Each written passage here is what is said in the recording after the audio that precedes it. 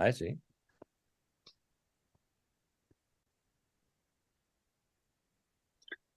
It little worries me that we don't have simultaneous translation option, which may slow our communication. It does indeed. Have to be very, yeah, it makes it actually makes it quite, it limits what we can say, how long, have to be very specific.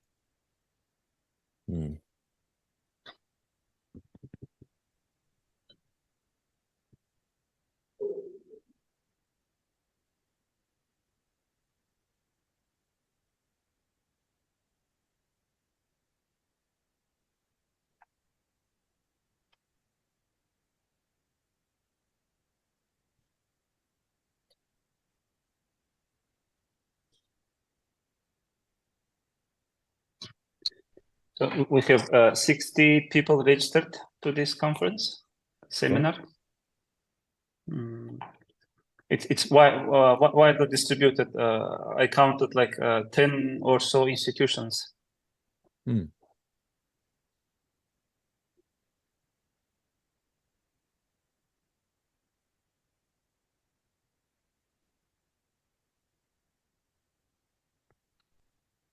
Так. Так, әріптестер, мына IT блоктан бар ма? Бізде синхронный период бола ала ма? Қоса алмаймыз ба?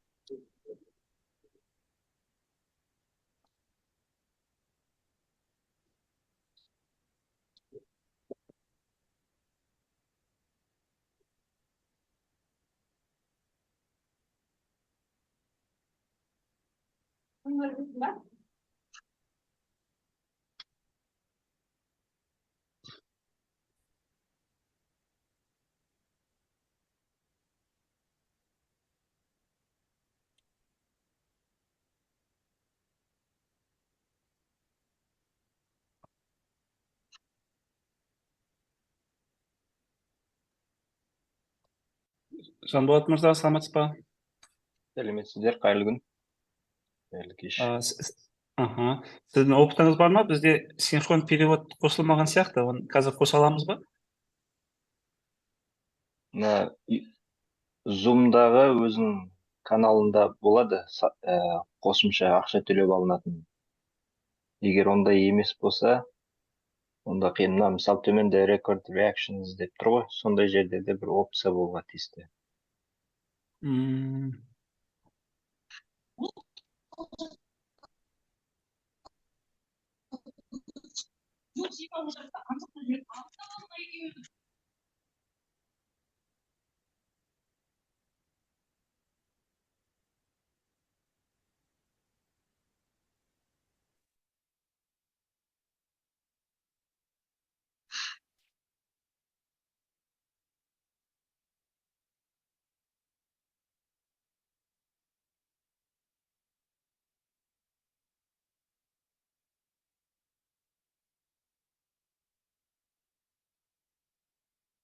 Кешегі мен сұраған ана көп каналды Zoom-ба деп сұрағым сол болатын.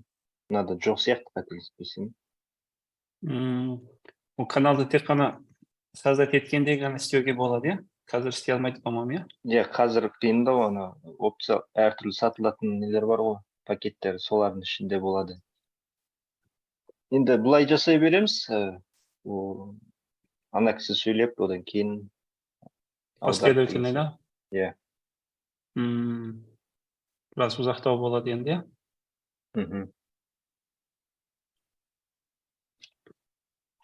Онда презентацияны мен қойып, ауыстырып тұра берейін, иә? Иә, сөйтсең болады.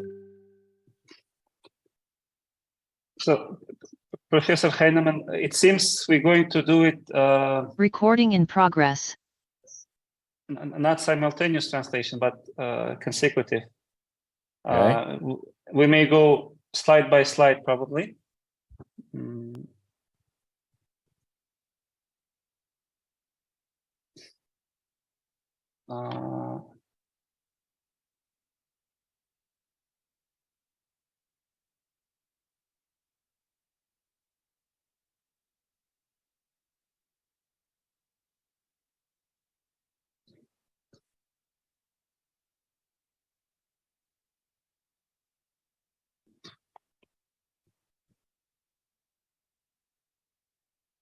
Так.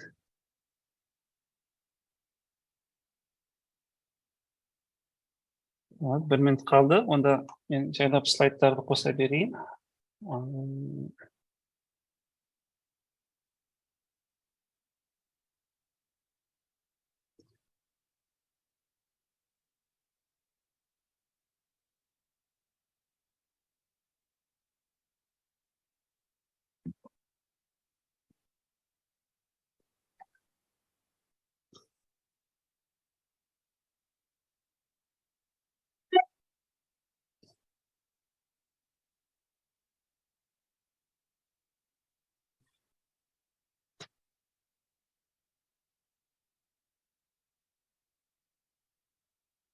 Hello, doctor. Good morning to you. I will be assisting you in terms of translations. So let's go, as Dr. Jumakulov said, you Okay. will explain and I will try to translate consequently. Because this channel is not supporting. Yeah, let me shortly introduce Professor Heinemann. Қазақша айта берейін. Professor Heinemann, if you don't mind, I will just say it in Kazakh to our colleagues. Of course. From the from your short bio.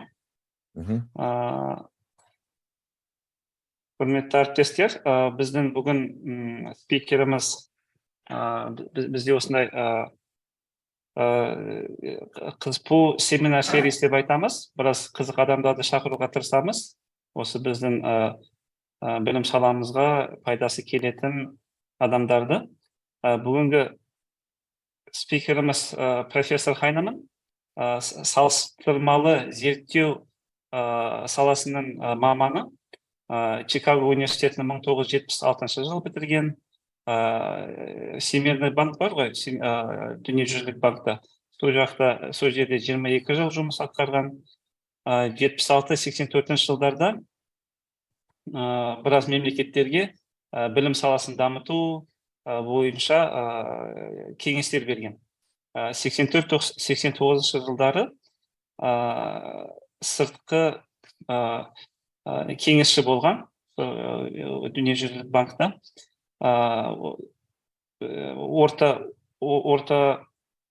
Северная Америкада, Северная Америка, орталық Middle East'ті айтамыз, Средняя Европа ма? Европа и Центральная Азияда өз үлесін қосқан сол елдердің білім саласын дамытуға. 2015 жылдан бері құрметті профессор болып келеді, осы Вандербилт университетінде. Енді біздің елімізге болып қалай танымалы, ол кісі 90 жылдары бір зерттеуі бар. Қазақстандың вуздарын зерттеген кезде Education in Corruption дейтін бір мақала жазған. Біздің университеттердің веб-сайтын қарап, қай жақта сол коррупция туралы не айтылған, қандай положение бар деп зерттеу жасаған. Сөйтіп, біраз зерттеушілеріміз білім саласындағы осы кісіні жақсы танитын болады. Қазақстанға бірнеше рет келген, Назарбаев университетінде EHEalth дейтін бір форум болатын, сол жерге бірінші рет келген. Осындай қысқа биографиясы. So, Professor Heinemann, I just gave short introduction. I think the floor is yours. We can start. When you say, I will switch the slides. Okay, thank you very much. And it's a pleasure to be with you this afternoon. I have sent a PowerPoint presentation, which you're all free to inspect, but it's a bit too long to go through every slide. So what I plan to do is go to the slides that I think might be most important for me to talk about. So I'll be going from a slide, I'll call out a number, and then I'll call out a second number. It may not be consecutive. So we'll start with slide number 2. Қайырлы кеш барлықтарыңызға. Сіздермен бірге бір тәжірибемізді бөлісуге сіздерге қатты қуаныштымыз. Мен осы дайындаған презентациямды алдын ала ұйымдастырушыларға жіберген болатынмын. Солардың ішіндегі реттілік бойынша басынан аяғына дейін емес, маңыздысы қайсысы дегенге тоқтала сөйлейтін тақырыптарыма байланысты сөйтіп айтып отыратын боламын. So slide number 2 simply lists myself and 8 associate editors who work on the journal. The reason why I want you to look at this slide is that these associate editors, as you can see, come from many different countries. We represent education and development globally. We don't have a regional focus. We take projects and articles about any part of the world, as long as it's about education and development. Біздің мына екінші слайдта көріп отқандағыларыңыздай, журналымыздың эдиториал командасы, яғни редакторлар алқасы осындай адамнан құралады, және де біз нақты бір аймаққа немесе бір мемлекетпен шектелмейміз, жалпы әлемдегі ең өз саласындағы озық мамандармен жұмыс істеуге тырысамыз, және де бұлар білім және даму саласының айтсақ эксперттері, мамандары деуге болады. Let's go to slide 3, please. Үшінші слайд. There. The reason why I show you this slide is because I want you to realize that the number of manuscripts that we are receiving is going up dramatically year by year. This shows you the number of manuscripts that we've received in 2018, 2019. As you can see, the number is increasing dramatically. This shows you that the topic of education and development is becoming much more popular over time. Мына жылдармен мақалалардың санына қарасаңыз, 2018 пен 22 аралығында біздің журналымызға жіберілген, жарияланым үшін жіберілген, өтінім ретінде жіберілген мақалалардың саны өте жылдам өскен көруге болады.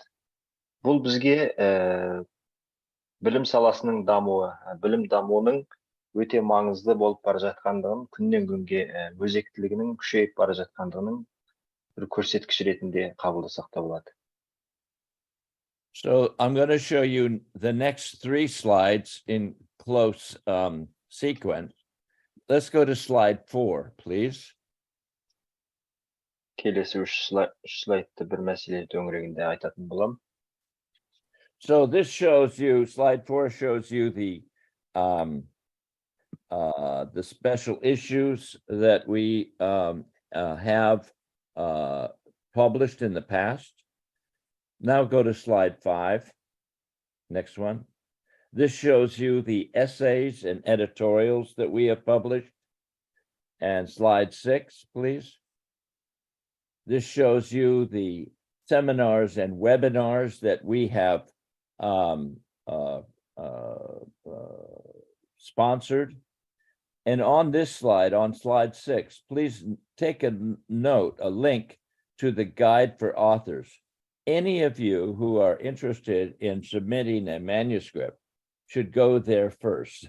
That link explains what you need to consider as a potential author.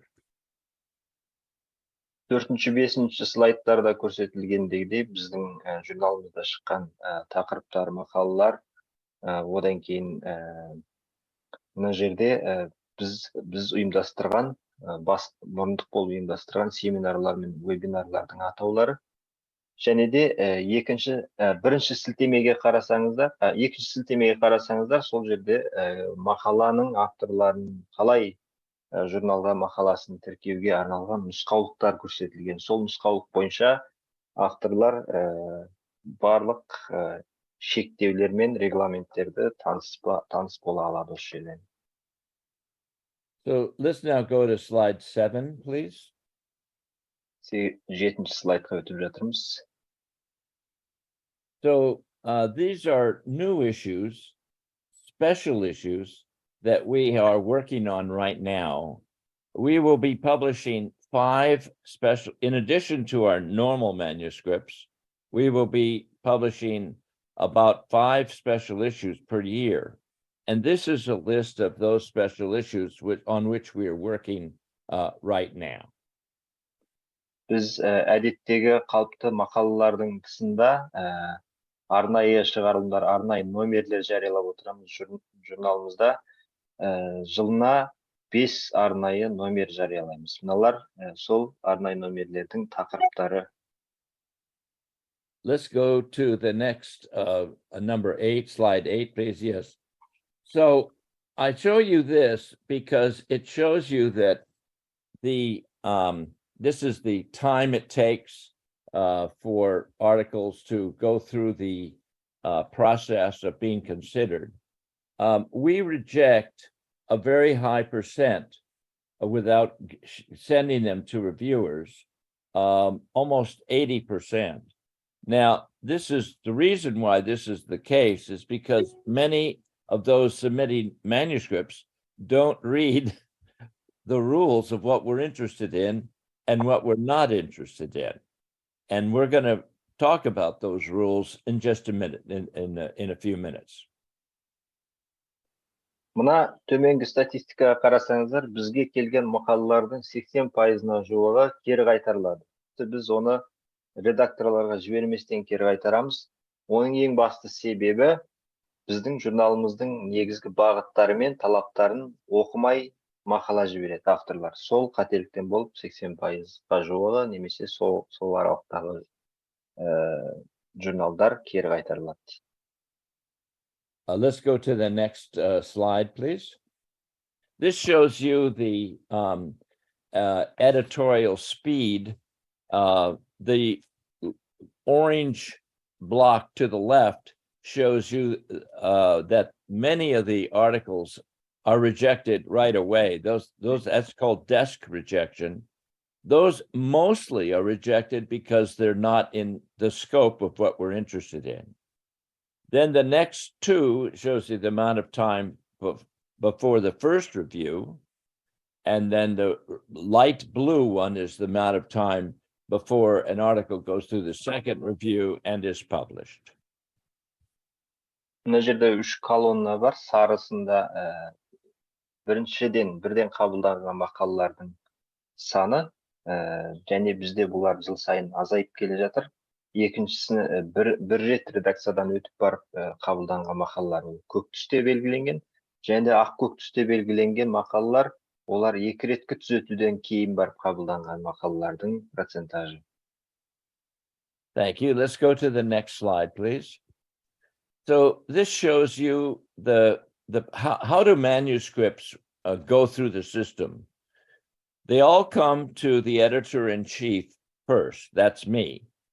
Then I decide, do we desk reject it because they're not in the scope of the journal, or are they interesting? And if they're interesting, I send them off to one of the associate editors.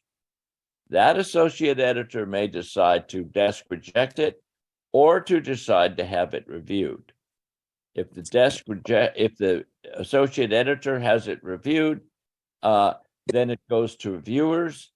Those reviews go to the authors, and the revision comes back to me.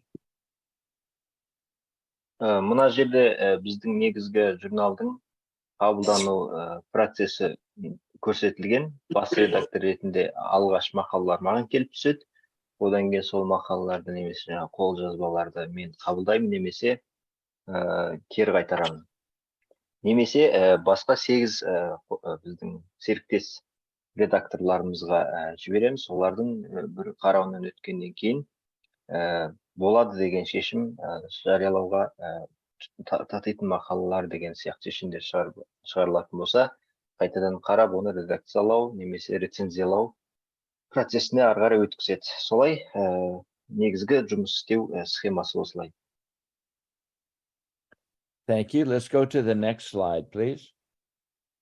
So this slide demonstrates or illustrates the functions of various categories of people.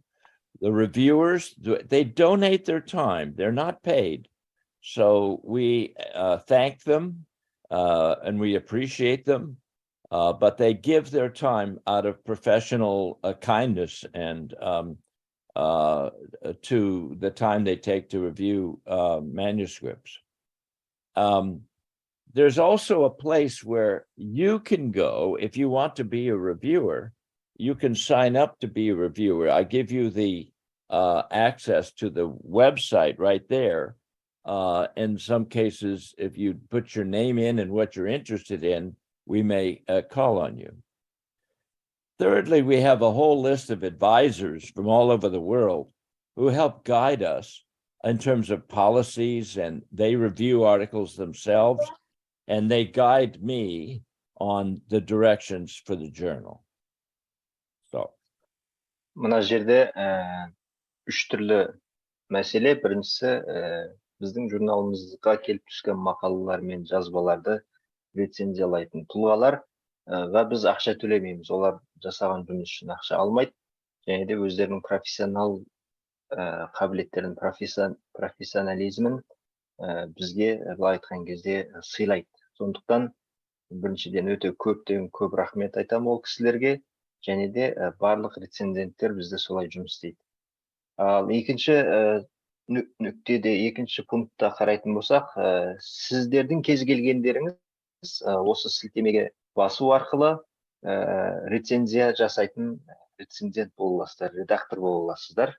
Және де бұның қалай жасау керек екенін әр этабымен бірге, әр сатысымен бірге осы көрсетілген сілтемеден табуға болады. Үшінші, бұдан тыс біздің әлемнің әртүрлі жерлерінде көптеген кеңесшілерімізден құралған топ бар. Бұл кеңесшілер мына слайдта да айтылғандағыдай журналдың негізгі саясатын бағыттап отыруға, жүргізіп отыруға, кеңес беріп отыруға көмектерін аямай тигізіп отыратын адамдар. Thank you. Could we go to the next slide, please? So I think it's important for you to concentrate on this slide and on the next one, the following one. This is what we look for. This is the characteristics of what we seek in a manuscript that we may want to publish. Number one, an important question, clearly defined research question, and it's nested within a global literature. That's number one. Maybe you could interpret that. All right. Біздің журналға келген мақалалардан көргіміз келетін нәрсе немесе қоятын талаптарымыз мыналар. Ең бірінші мәселе, бұл өзекті мәселе болу керек. Және де ең бірінші мәселе, мен дауыс қайтадан келіп жатыр. Number two, we look for the results, but with suggestions for feasible policy options. We're a policy journal, so suggestions on what can be done about an issue and how feasible changes. We look for creativity in that regard as well. Public policy, changes in public policy. Мгм. Біріншісін толық айта алмай қалдым. Дауыс жаңғырып кеткендіктен. Яғни нақты анықталған зерттеу мәселесі және де жаһандық әдебиетте орын алған мәселе болу керек. Екінші біздің маңызды қоятын талабымыз немесе көргіміз келетін пункт бұл public policy ол мемлекеттік политика, саясат құруға, жаңағы қоғамдық саясатқа бағытталған, қоғамдық саясатқа бағыт бағдар беретін өзгерістер ұсынатын немесе ұсыныстар жасайтын бағыттағы мақалалар болу керек. Number 3, we look for originality in findings, things that are new, not things that we knew before, but things that we did not know. So we look for findings which are different from past findings. Үшінші біздің көргіміз келетін әрине маңызды мәселе ол жазылған мақаланың немесе қолжазбаның оригиналдылығы, немесе түпнұсқа деп айтылып жатыр екен мына жерде. Яғни қайталанған бір ақпарат, біз білетін бір нәрсе болмау керек, жаңашылдығы болу керек оның. Number 4, we look for clarity. Үйдің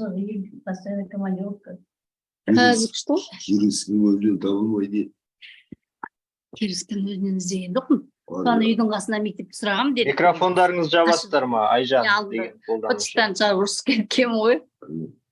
Алиханды мектепке алмай қойды сол мектепке. Отключите, пожалуйста, микрофоны, вас слышно.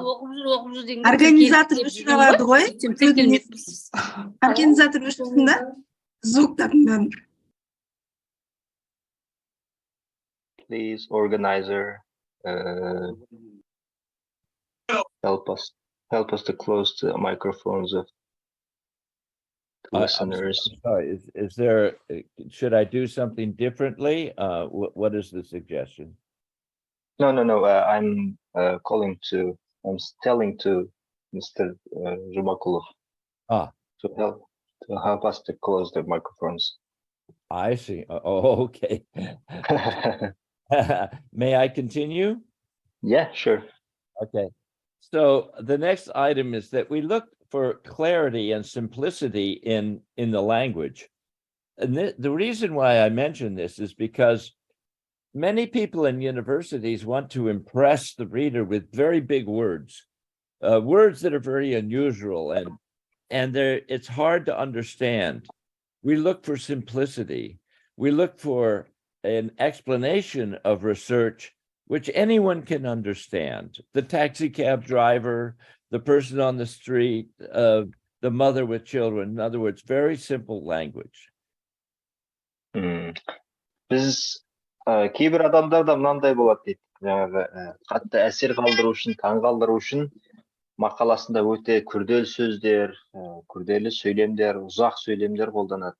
Сондықтан біз кез келген адам, тіпті қарапайым жұмысшы, бір такси айдайтын адам, сияқты адамдардың да біздің журналда шыққан мақаланы оқып, қиналмай түсіне алатын болуған қалаймыз. Сондықтан бұл жазба тіліндегі анықтық және де сөздің қолданылған сөздік қорының қарапайымдылығына қатты мән береміз.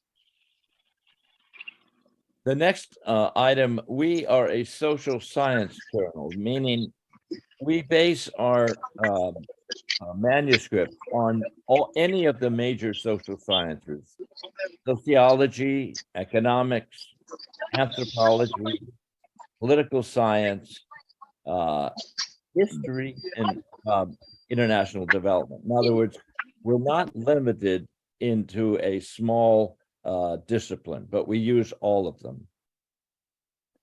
Және де келесі пункт, біз әлеуметтік гуманитарлық бағыттағы журналымыз, сондықтан біздің ауқымымыз өте кең.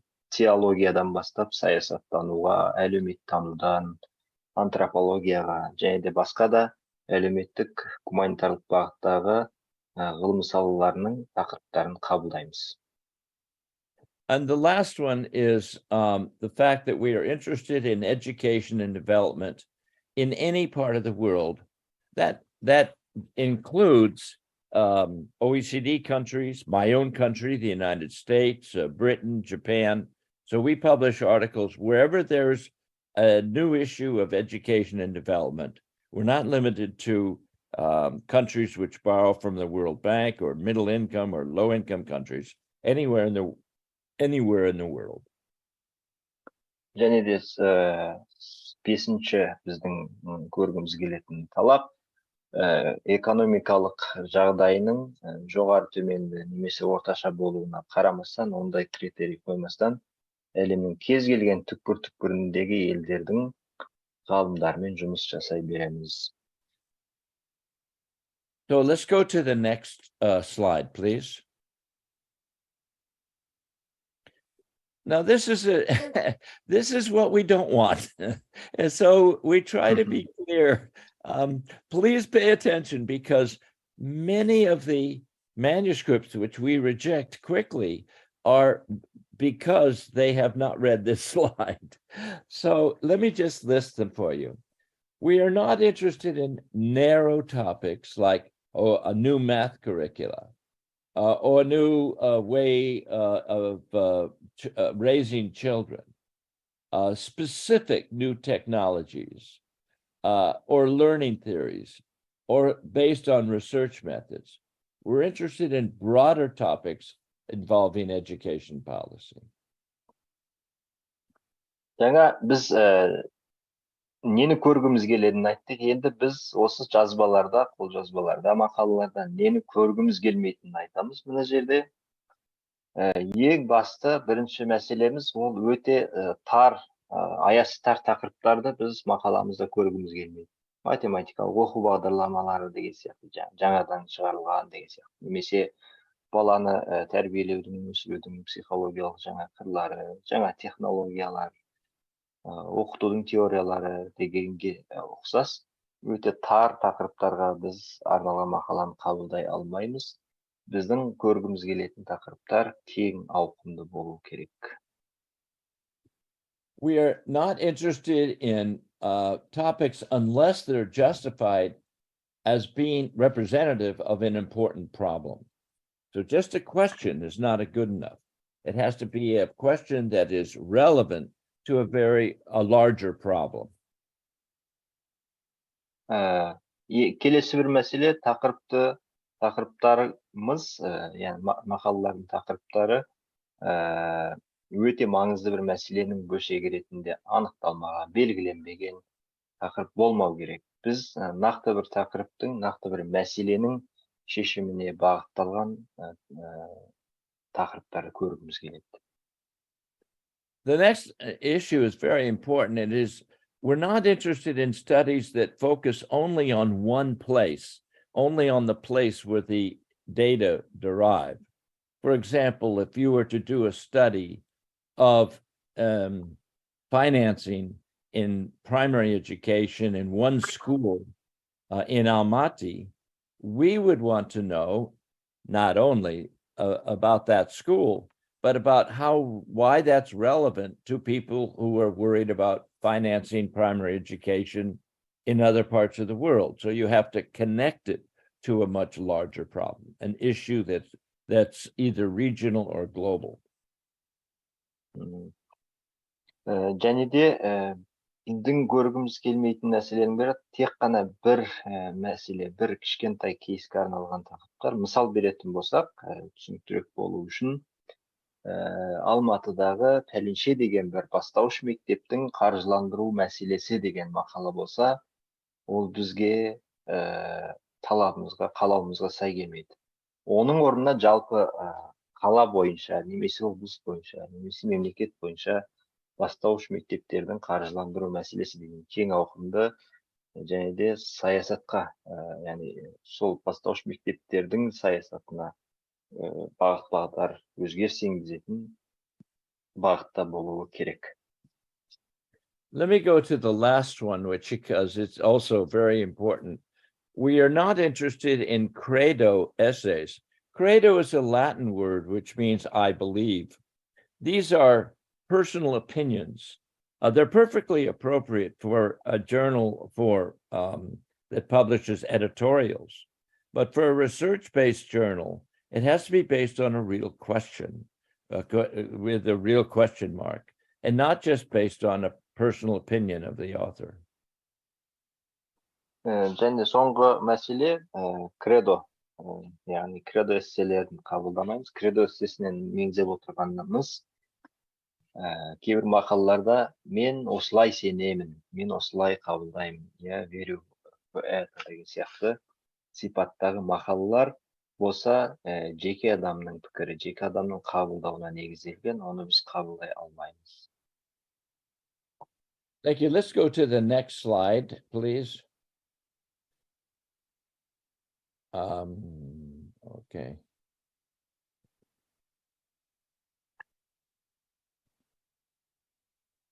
So here's a checklist for authors when they're submitting a manuscript. You check your analysis. Are the methods appropriate for the question being asked? Has the literature on the topic been incorporated? Has correlation been confused with causation? These are, you can go down this list and see if your manuscript adheres to these kinds of issues. And then check your writing. Has the text been proofread for simplicity? Has technical jargon, big words, been kept to a minimum? Have acronyms, with the letters, have they all been explained? Have you put details into annexes instead of the text? So you could explain that now. Және де мына жерде техникалық бір нұсқаулық деп қабылдасаңыз да болады. Жазған мақаламның қабылдану ықтималын күшейтетін сұрақтар немесе критерийлер. Ең алдымен жасаған талдауларыңыз, анализдеріңізді мына сұрақтармен тексеру керексіз. Яғни менің методологиям, тәсілдерім қойылған сұраққа сәйкес па, тақырып бойынша әдебиеттер дұрыс қолданылды ма, керекті тиісті әдебиеттер. Және де корреляция мен себептілік екеуі бір-бірімен шатастырылып ауысып кеткен жоқ па, пікір мен зерттеу нәтижелерімен шатасып кеткен жоқ па, жалпылау деректердің шегімен шектелді ме деп мына жерде жазылған қалай. Және де жазылған мақалаңызды төмендегідей сұрақтармен тағы да тексеру керексіздер. Қарапайым және де түсінікті болу үшін мәтінді қайтадан бір қарап өттім ба. Техникалық жаргон минимумға дейін түсірілді ма, сақталып қалды ма. Қысқа бұлардың түсіндірмесі берілді ме деген сияқты. Мәтінді қажетсіз ақпаратпен шамадан тыс жүктеу орнына қосымшалар қолданылды ба, қолданбады ба деген сұрақтармен мәтініңізді осылай бір реттен көзден өткізуге тиіссіз. Сол кезде қабылдану ықтималы көбейеді. Okay, thank you. Let's go to the next slide, please. So here are a series of questions which are most authors want to ask. Is there a word limit? Answer, no, not really. However, if a manuscript is over 8,000 words, it will lose the reader's attention. So it should probably be shorter than 8,000 words. Maybe you could translate that. Енді жиі қойылатын сұрақтарға тоқталып өтсек, бірінші мәселеміз сөздің шегі бар ма? Нақты біздің қойған сөз шектеуіміз жоқ. Алайда жалпы академиялық жазбаларда 8,000 сөзден асып кететін мақалалар оқитын адамның назарынан тыс қалып қояды, немесе оқитын адам жалықтырады. Содан көбірек болмағанға мән берулеріңіз керек. Is there a cost? How much does it cost to publish an article in IJED? The answer is nothing. It's free, unless you want to purchase something called open access. Open access means that it can be downloaded by anybody for free. But you as an author, generally you pay nothing to publish. Автор журналға ақы төлей ма? Жоқ. Автордан біз ешқандай ақша алмаймыз. Тек қана жаңағы open access дейді ғой, ашық журналдардан сатып алынған болмаса. How long does it take? Well, I've shown you some of the statistics on how long normally it takes. The desk review takes very quick. It's like 72 hours. But the rest of it depends on the reviewer's speed. Sometimes reviewers are sleepy and they don't send in a review. We have to chase them. So much of the delay comes from the reviewers. But we try to have a first decision within 6 weeks. Қанша уақыт алады? Негізінде жұмыс тексеру, алғашқы бастапқы тексеру 72 сағаттың ішінде болады. Жалпы егер одан өткен жағдайда 6 аптаның ішінде барлық мақаланың қабылдану процесі аяқтауға тырысамыз. Біз солай жұмыс жасаймыз көбінесе. What do I do if my manuscript has already been appeared in print? The answer to that is you must acknowledge it. You must footnote the appearance so that we don't confuse it with plagiarism.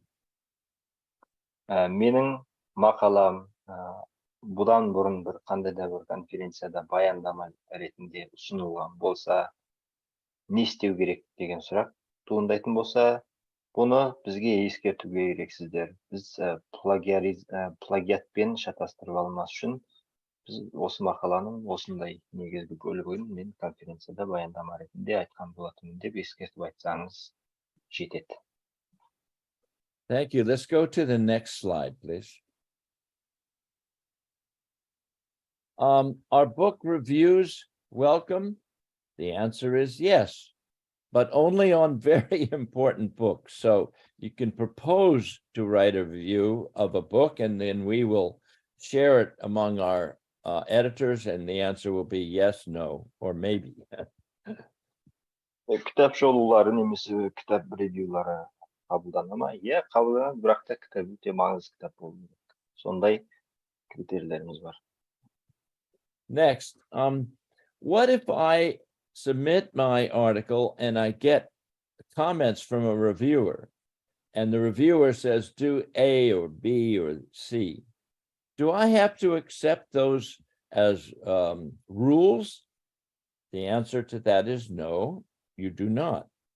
But you do have to explain why you do not accept them. In other words, what the problem is for following the suggestions of a reviewer. So you don't have to accept a reviewer's suggestions, but you do have to explain the reasons. Маған рецензенттің айтқан сындарының барлығын өзгерту ретінде айтқан ұсыныстардың бәрін жасауға міндеттімін ба дейді. Жоқ, олай жасауға міндетті емессіз. Егер олай жасамайтын болсаңыз, не үшін оның айтқан өзгертулерін енгізбейтіндігін жақсылап түсіндіріп беру керексіз. So, what if I have an idea for a special issue of IJED? Is that welcome? And the answer is yes, it is. We have a proposal guideline, and you can write a proposal for us, and then we'll assess it. So the answer is yes, ideas for special issues are welcome. IJED-ке жаңа басында жылына 5 рет арнайы сандар шығарамыз еді. Сол арнайы шығарылымға, арнайы санға идея ұсынсам бола ма дейді. Иә, сұрақтың жауабы болады. Ол қандай идеяны қалай ұсыныс жасау керек туралы веб-сайтымызда ақпарат бар. I have an additional piece of information. Is there a preferred writing style for IJED? And the answer is no, we don't have a required style, but we tend to favor the style used by The Economist magazine, which is called observation, complication, and question. And I give you an example. Girls benefit from modern schooling So expensive modern schools are constructed in Afghanistan. Complication. But girls choose to attend impoverished village schools instead. Question. Is this because of reason A or reason B or reason C? That's called an observation, complication, and then the research question. Мысалға, IJED-тің қандай да бір алға тартатын приоритет, басымдық беретін жазу стилі бар ма? Негізінде жоқ. Дей тұрғанмен біз мына жерде экономист журналының қоятын негізгі бір стилистикасы бар. Соның ағысы бойынша жазылған болса, әлдеқайда жақсырақ деп таңдаймыз. Complication, observation, complication, question дейді.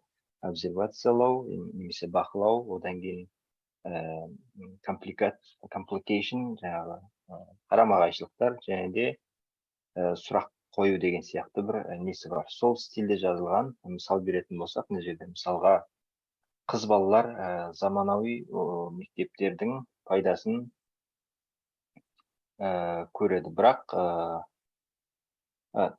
не дейді? Заманауи оқудан пайда көреді, соншалықты қымбат заманауи мектептер Ауғанстанда салынған мектептерден дейді. Оның күрделілігі алайда қыз балалар кейде ауыл мектептеріне баруды таңдайды. Бұның сұрағы неге немесе А немесе Б немесе С болғандықтан ба деген сияқты. Бір стильмен жазылатын болса, яғни орта келген қайтадан экономист журналындағы осы жиі қойылатын сұрақтардың ағынымен жазылған мақала негізгі таңдауларымызға кіреді. Thank you. Let's go to our last slide. The next slide is our last slide.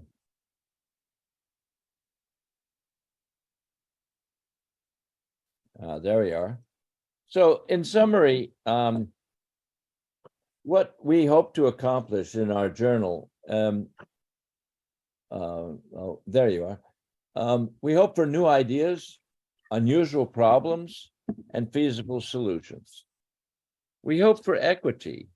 We want to advance the global distribution of those who contribute and participate. We hope for development. We want to promote individuals from underserved regions and social groups from all over the world, including, of course, Kazakhstan. Our purpose is to try to improve the lives of students and educators everywhere. Енді осы слайдтарымызды қорытындылай келетін болсақ, негізгі біздің политикамыз мына 4 пункттен тұрады. Біріншісі сапа, жаңа идеялармен, ерекше мәселелермен, ерекше проблемалармен, және де оларға арналған нақты мүмкін шешімдерді табамыз деп үміттенеміз. Екіншісі equity, яғни капитал. Біз жаңағы салық төлеушілер мен қатысушылардың жаһанға таралуын қолдауға тырысамыз. Одан кейінгі пунктіміз даму,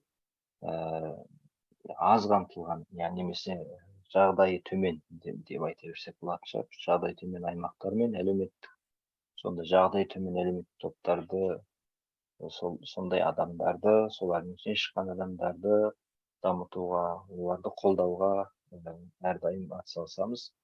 Және де біздің мақсатымыз дүниенің кез келген жерінде студенттермен білім жаюшылардың, яғни ұстаздардың өмір сапасын жақсартуға үлес қосу, тырысу. Thank you. Thank you for your attention. I see from the chat that people have wanted to ask questions. I hope we have some time to ask questions. Hello, can I ask a question, please? Of course. First of all, I would like to thank you for your wonderful presentation, and it was very useful for us. And I did my PhD at Durham University in the UK. So my dissertation was published online. So I have a question. Is it possible for me to divide my dissertation into like articles, and to download it, to send it to the reviewers as an article, or it is impossible? We publish many manuscripts which were part of a dissertation, but they have to be an article, not a dissertation. Yeah. And it has to be focused on the things that we're interested in. But you don't send it to reviewers, you send it to us. And if we're sufficiently interested, we'll send it to reviewers. So in short, the answer is yes, please send us what you have. Good, thank you. So my dissertation is about cultural heritage. So is it possible to send it to your journal?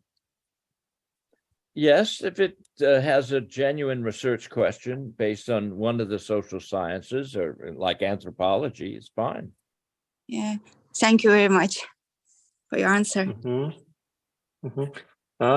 Құрметті қатысушылар, қазіргі сұрақты Жанболат мырза айтып жібересіз бе? Кейін мен өзімнің дайындаған бір сұрағым бар еді, соларды қойып жіберсем. I also wanted to ask. My name is... Құрметті Жана ханым, қолыңызды көтеріп тұрсаңыз, мен сіздерге сөз беретін боламын, иә? Okay. Қазақ тілді тыңдармандарымызға аудара кетейік. Гүлжан деген кісі, тыңдарманымыз қойған сұрағы мынандай болатын. Ол кісі докторлық диссертациясын Британияда қорғаған екен.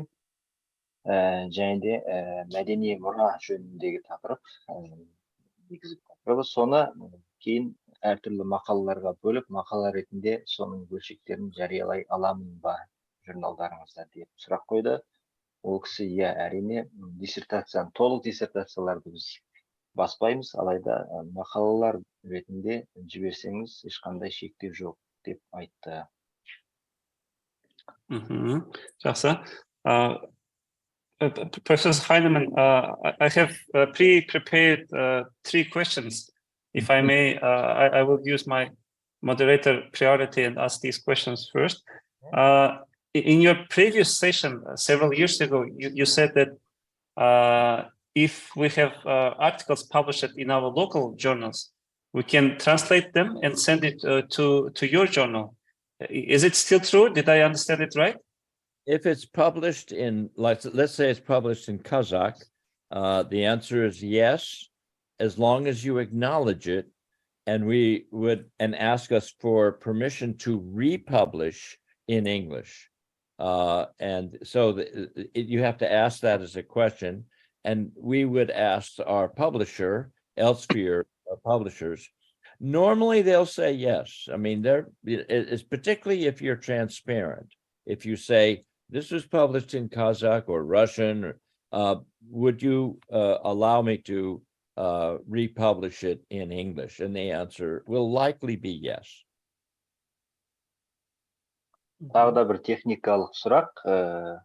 Закир мырзаның сұрағы, Қазақстанның журналдарында қазақ тілінде жарияланған, қазақ тілінде деген сөзді доктордың өз сөзінен қосып отырмын мен. Яғни Қазақстанда жарияланған мақаланы сіздердің журналдарыңызда жарияласақ бола ма? Жауабы иә, егер ол қазақ тілінде жарияланған болса, оны ағылшын тіліне аударып, алайда білдіру керек, яғни айту керек дейді, ескерту керек, транспаренттілік сақталу үшін. Осы қазақ тілінде пәленше деген журналда жарияланған болатын, біз оны ағылшын тілінде қайталап осы журналда жариялап отырмыз деген ескертуді біріктіріп беретін болса, оған біздің рецензенттер қарсы болмайды. And some related issue. You mentioned the articles should be some things that we don't know, right? And sometimes things that are well known in, for example, Kazakhstani context, sometimes we get published it in Q1 journals like yours, and our local audience say these are things that we know. Why journals are accepting these things? So I just want to make it more clear to our audience that if you can elaborate that there's a gray knowledge, not in white papers, and there's white paper, right? When it becomes a research paper. And can you comment on this? Well, let me give an example. Suppose you were to write a paper using economics, and you were to ask the question, do girls benefit economically by going to elementary school or primary school? Well, you find out that the answer is yes. But we already know that. I mean, we've had a lot of literature on that particular question. So we would say, look, this is a very useful paper for those, but we already know, we anticipate the answer to this. It's generally known. So we're not interested in republishing it. On the other hand, sometimes there's information about something that's so important that we choose to reiterate, to say again what we already know. But those are rare. But sometimes we say, look, this is too important to not refocus and remind people that this is truth. Келесі бір сұрақ не жайында болатын, яғни жалпыға білінген ақпаратты мақалаға тасып жариялаудың мүмкіндігі немесе мүмкін еместігі. Бұған қатысты айтылған жауап мысал ретінде айтсақ әлдеқайда түсінікті, ашық болады. Яғни мысалға қыз балалардың бастауыш мектепке баруы олар үшін экономикалық тұрғыдан пайда алып келе ме, яғни пайдалы ма жалпы болашақтарында? Жауаптың иә екенін барлығымыз білеміз. Өйткені бұл салада қаншама зерттеулер жасалып, қаншама талқылаулар болған. Енді бұны қайтадан мақала қылып жариялаудың қажеттілігі қалмайды. Сондықтан біз айтамыз, бұл жалпыға білінген, кең таралған ақпарат, білім. Сондықтан бұны мақала қылудың қажеті жоқ. Алайда кейде болады, сондай жалпыға білінген бір нәрсе бар, соны қайтадан бір заманауи кейбір өзгерістерге байланысты, кейбір талаптарға байланысты қайта қарастырып, кейбір басқа қырынан жаңашылдық принцибін қоса отырып жариялайтын болса, әрине ондай мақаланы қабылдану ықтималы бар, мүмкін. So my last question, a prepared question, and then we will go to our audience. How do you deal with ChatGPT? Did you come up with some solutions, or how do you prepare, or are you able to check if someone is writing paper through modern AI technologies?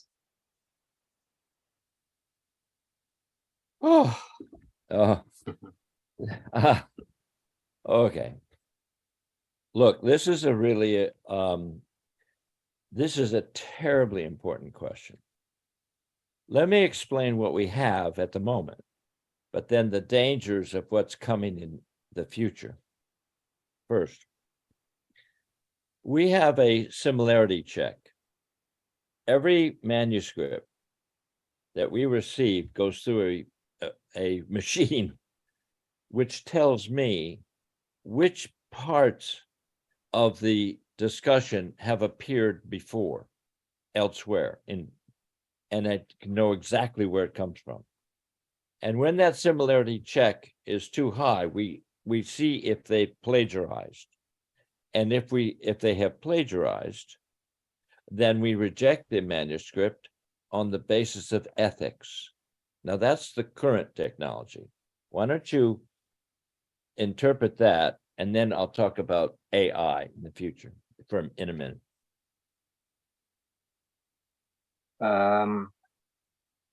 Бір тағы соңғы сұрақ өте күрделі және де өте өзекті бір сұрақ төңірегінде болды. Жасанды интеллекттердің нәтижесінде шығарылған ChatGPT сияқты жасанды интеллект құралдары арқылы жазылған сөздер, мақалалардың тексерілуі, оның қабылдануы, оның плагиаризммен өту мәселесіне қатысты қандай политикаларыңыз бар? Енді бұл кісінің жауабына келсек, өте күрделі мәселелердің біріне айналып отыр күнімізде. Өйткені біз қазірге дейінгі технологияда ұқсастығын тексеретін біздің неміз бар, технологиямыз, машинамыз бар. Сол ұқсастықты саламызда ұқсастықтың проценті өте көп болып шықса, оны біз этикалық себептермен плагиаризм ретінде қабылдап кері қайтарамыз.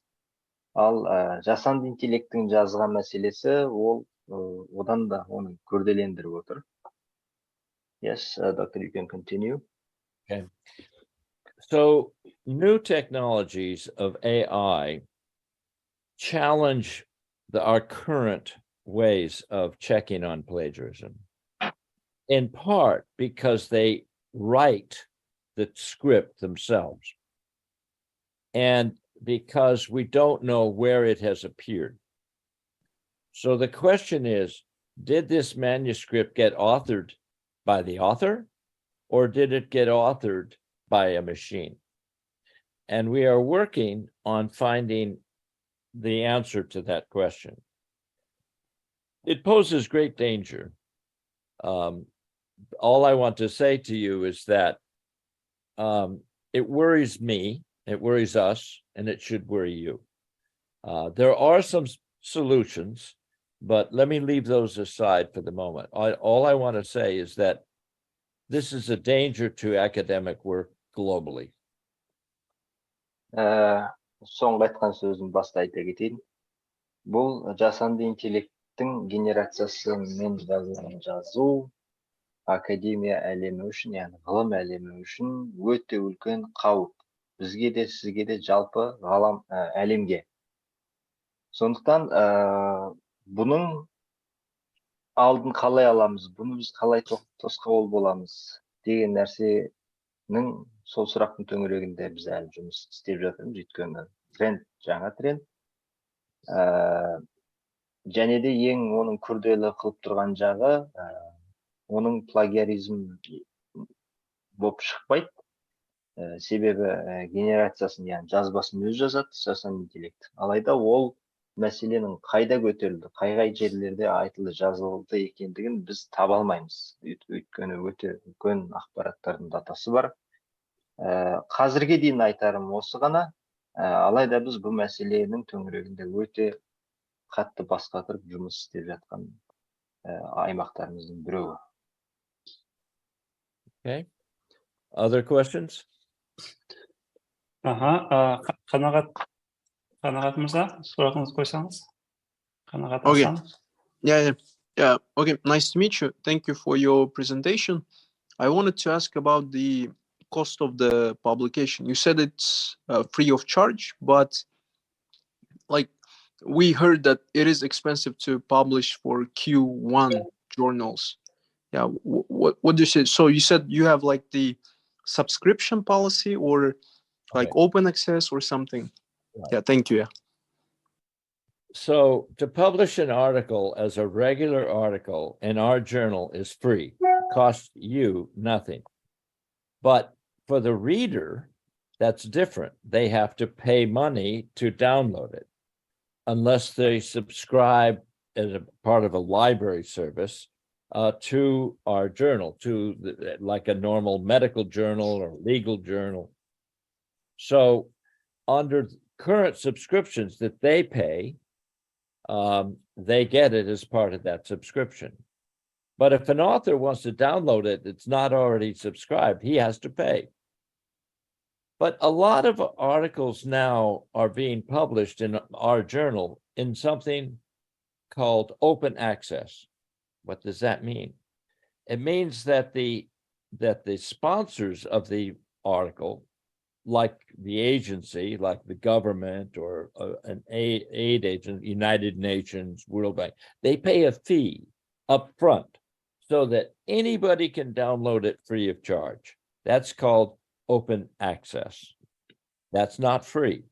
And so if you want it on open access, you have to pay a fee up front. Мына жерде Қанат мырзаның сұрағы қойылған еді. Q1 сапасындағы журналға негізінде бізде мақала жариялау өте қымбат деп айтылады, алайда сіз бұл тегін дедіңіз. Енді доктордың жауабы, біздің журналда автор үшін тегін, автор ешқандай ақша төлемейді. Алайда оқырмандар, ол мақаланы іздегендер, ол мақаланы жүктеп алу үшін ақша төлеу керек. Yani айырмашылығы сол. Ал тағы бір үшінші бір нюанс бар. Ол кейде сол мақалаға спонсор болатын мекемелер әртүрлі немесе жекелеген адамдар болуы мүмкін. Ол мақаланың open access құқығын сатып алады да, яғни мақалаға спонсорлық жасайды, мақала үшін журналымызға ақша төлейді. Сол мақаланы жүктеп алғысы келетін, оқығысы келетін адамдарға ашық не береді, мүмкіндік береді. Сондай бір үшінші бір нюанс бар. Okay, thank you for your response. Yeah, thank you. Хорошо. Жанар ханым, Жанар Кармен. Thank you. Thank you. My name is Janar. I'm a doctoral student. Thank you, my university administration, for organizing such kind of great opportunity with meetings with Dr. Stephanie. Firstly, and I have such kind of question, Dr. Stephan. Just now, I'm investigating my research question is about second language acquisition, about methodology of teaching English. But I see from your presentation that you don't want to see in content of article about research methods and the theoretical analysis, yeah? And will you guide me or advise me a little bit hint how to prepare my article? Because I was preparing about research analysis, theoretical part I finished and I was organizing. And just now I don't know how to do further if you don't want to see in content such kind of things. Yeah. Will you advise me? Thank you. Okay, so thank you for that question. Really, that was a very good question. It's an example of teaching English as a second language.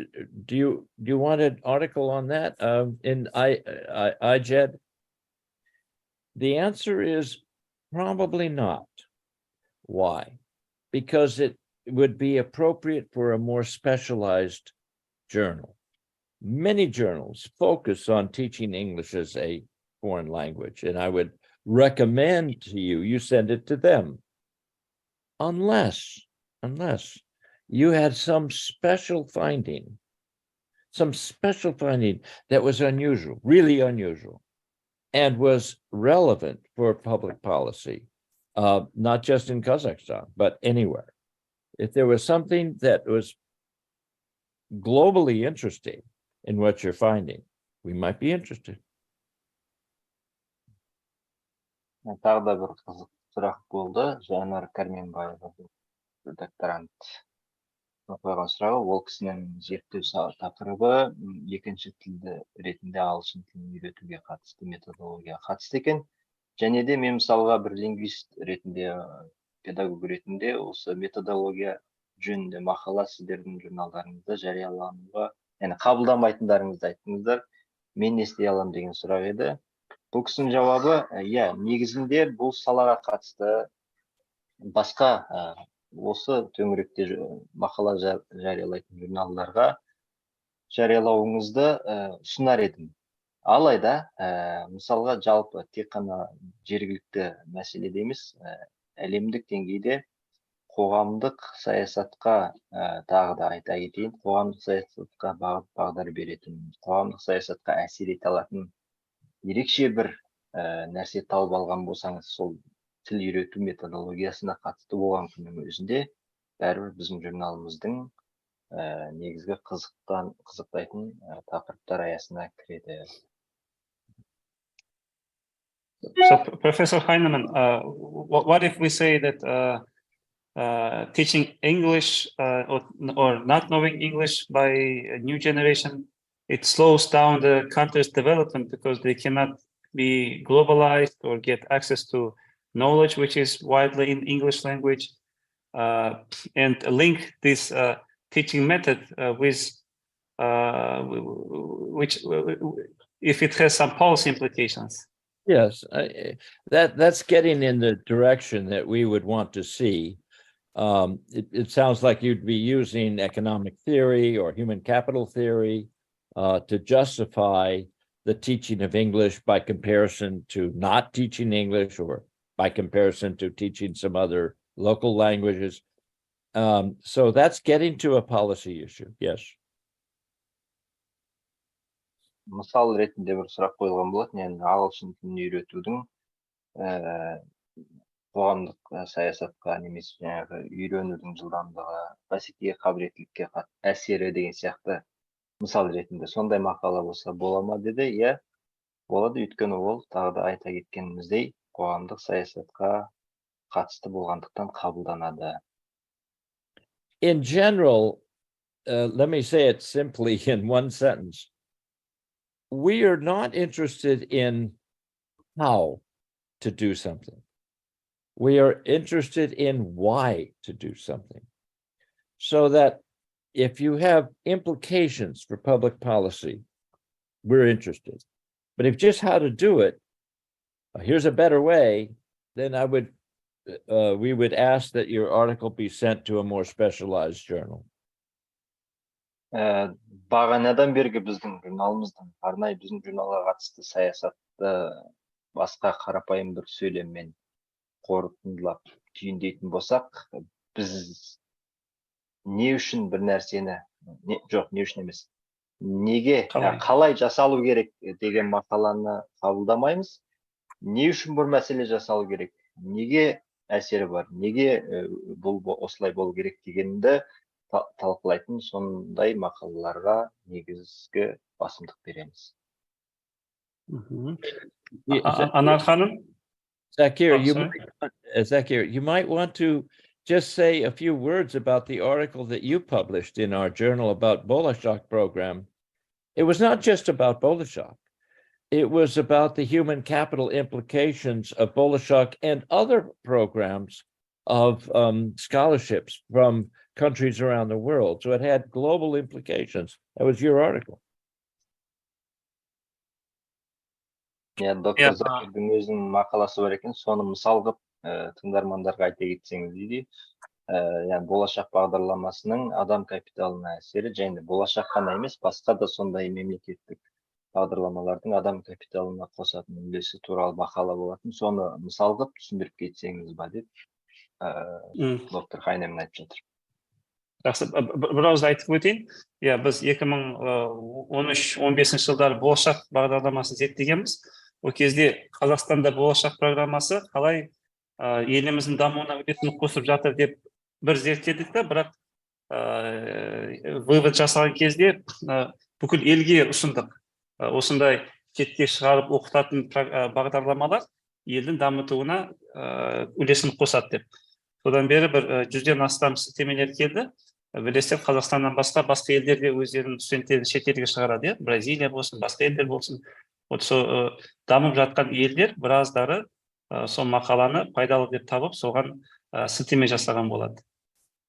So, Professor Hynem, I just said that yes, we researched the Bolashak program, but we made implication that studying abroad is important for national development, and we had developing countries like Brazil or other countries who are also doing the same, like sending students abroad to developed countries, and they found this useful, and we got many citations.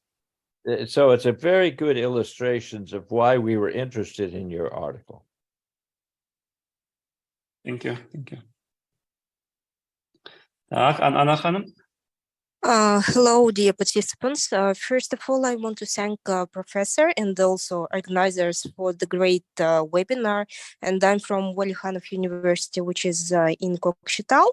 And my question is if I can publish my article in your journal if it's about psychological well-being, such as the influence of assertiveness level of students from different universities of Kazakhstan, because we've conducted the analysis of this statistical analysis, I mean, and also is it interesting for your journal? Yeah, I'm not, it could be. you know, you could send it to us and we would give you an opinion. Or we might ask you to send it to a journal of social psychology, if we thought that it was more specialized in that field.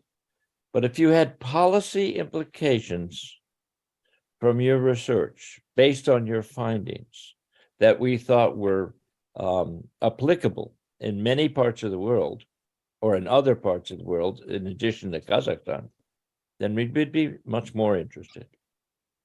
Okay, thank you very much.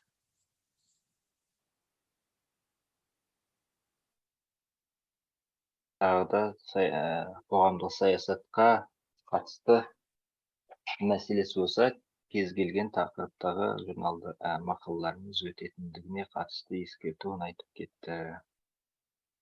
Басқа сұрақтар? Professor Heinemann, what about research methods?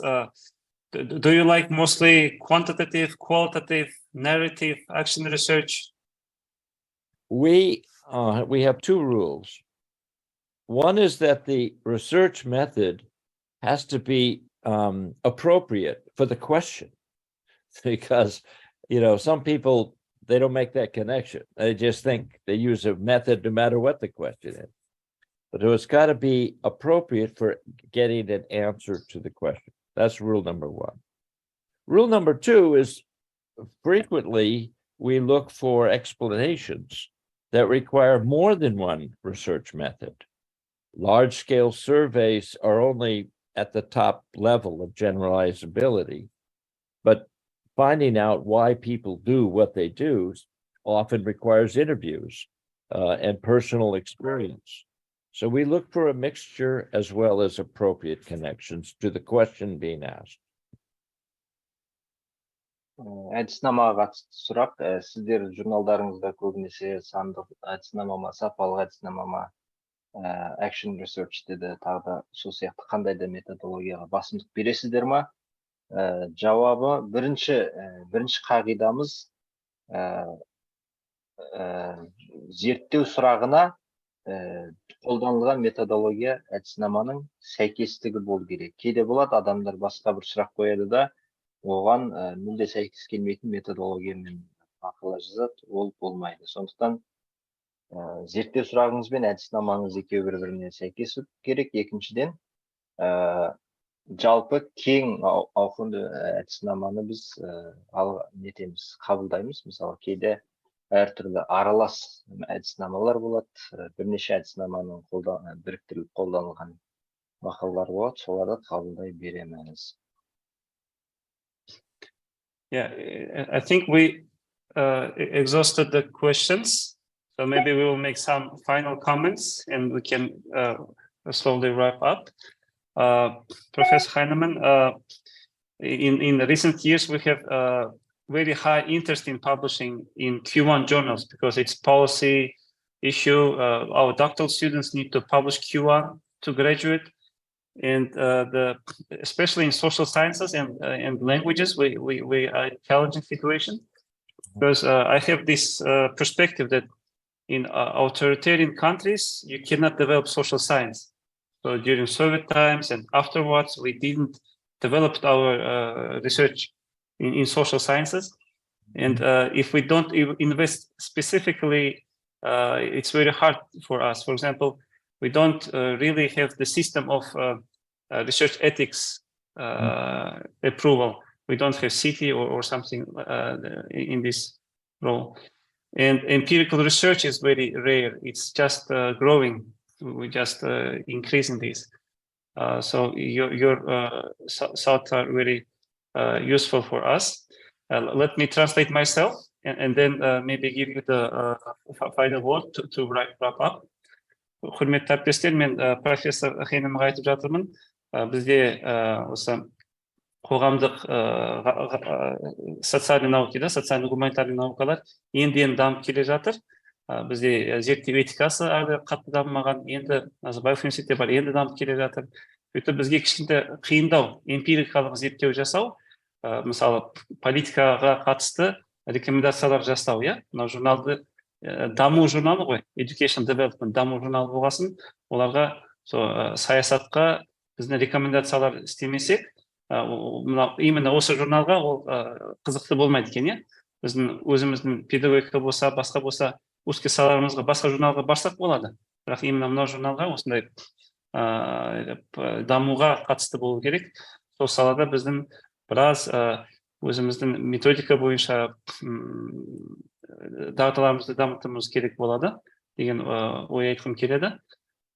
Professor Heinemann, thank you very much for your time.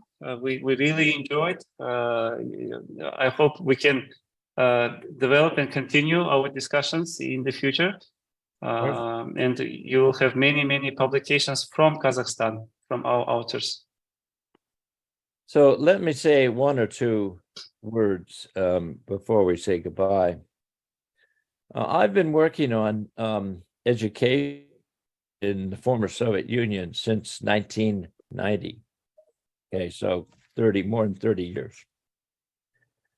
And I have seen changes for the better, including and in particular in Kazakhstan. The level of global understanding in the social sciences when I first encountered universities in Moscow and in Kazakhstan, it was very difficult because they had been restricted for so long. But now you are not so restricted. And now I see people like yourselves interested in publishing, interested in participating, interested in contributing to global discussion of how to make education better. Great. And much progress. Our role, the role of my journal and other journals, is to help you. It's not to be a barrier. It's to be your avenue, your conduit, your pipe into a global discussion. So please send us what you've got. Listen carefully to what we're interested in, and we'll help you get there in any way we can. Қоштасардан бұрын бір ауыз сөз айта кетейін. Мен 1990 жылдан бері 30 жылдан астам уақыт болды.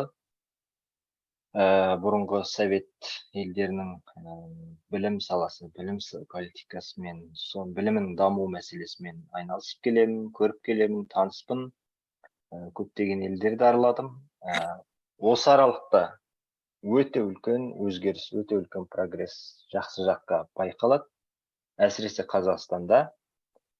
Менің алғашқы барып жүрген жылдарымда Москвада немесе басқа елдердің астанасында, басқа қалаларда өте үлкен бөгеттермен өте көп шектеулер бар болатын. Қазір сіздердің буындарыңызда осы жоғары мектептерде болсын, мемлекеттік саясатта болсын, шектеудің көбісі алынған, сіздерде өте көп шектеу жоқ. Және де мені бір қуантатыны, осы аймақтың адамдары ретінде сіздер қазір әлемдік деңгейдегі мәселелерге, саясатқа бағдар беретін, дамуға бағдар беретін мәселелерді біз қалай жасай аламыз, біз қалай үлес қоса аламыз деп талқылай бастауларыңыздың өзі бұл өте үлкен өзгерістің бір нақты көрсеткіш ретінде түсінсек болады. Бұл өте маңызды. Және де біздің журналымыз, немесе бізге ұқсас басқа журналдардың негізгі міндеті сіздерге бөгет болып, қаншама шектеулер қою емес, сіздер сияқты ғалымдарға жол ашып беру, көмектесу. Thank you for inviting me. Yeah, thank you. Thank you for your time. Көп рахмет. Yep. So I think we can wrap up. Thank you very much. Have a good day, great day. I will. Thank you all. Bye-bye. Bye-bye. Құрметті достар, жақсы, сау болыңыздар. Рахмет сіздерге. Кездескенше презентацияны жіберетін боламыз емейлдарыңызға. Рахмет. Көп рахмет, сау болыңыздар. Рахмет, сау болыңыз. Сау болыңыздар. Рахмет.